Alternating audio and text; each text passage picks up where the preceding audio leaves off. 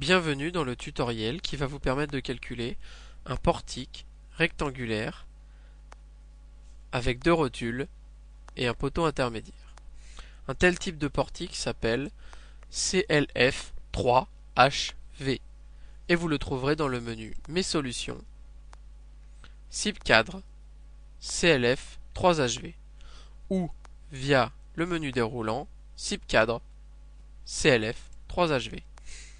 Nous avons ici pré-rempli avec les valeurs de test que vous trouvez dans le document valeurs de test. Pour pouvoir effectuer ces calculs, le logiciel a besoin des informations géométriques de votre structure, des informations concernant le contreventement, des caractéristiques des matériaux choisis, des contraintes climatiques liées au lieu du chantier, des informations concernant le type de bois choisi et les assembleurs, qui ici seront des boulons, et enfin le champ de force inscrit par la liste de bardage qui vous sert à rigidifier votre poteau. Pour information, la valeur saisie ici pour le moment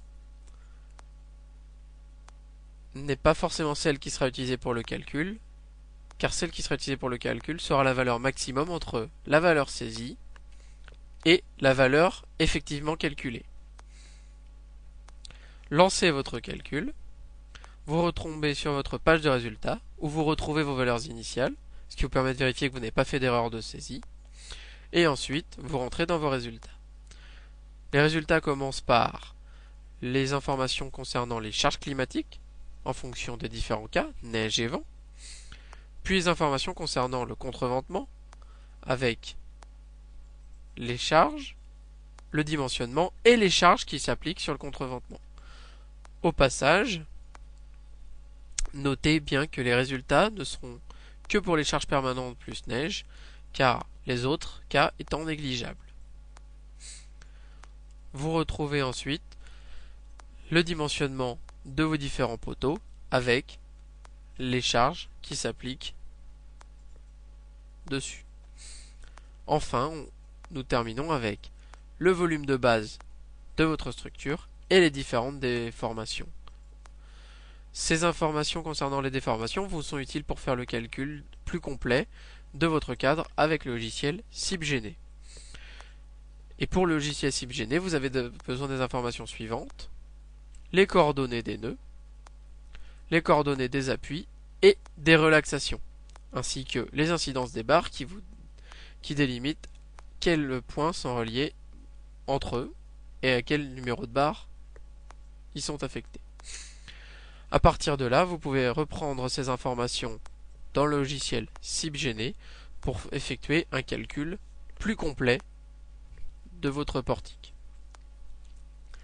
La dernière information donnée par le logiciel CLF3HV concerne les propriétés des barres définies dans le tableau précédent, c'est-à-dire les propriétés sont les sections, l'épaisseur et la retombée de chaque barre.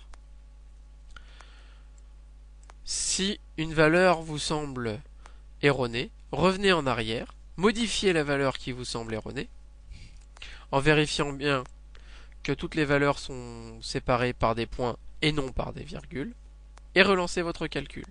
Vous pouvez relancer vos calculs jusqu'à ce que les résultats vous satisfassent.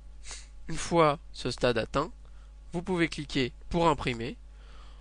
Vous retrouverez alors l'ensemble des informations que vous avez saisies lors de votre inscription, vos résultats, vos valeurs initiales et vos résultats sur le même document.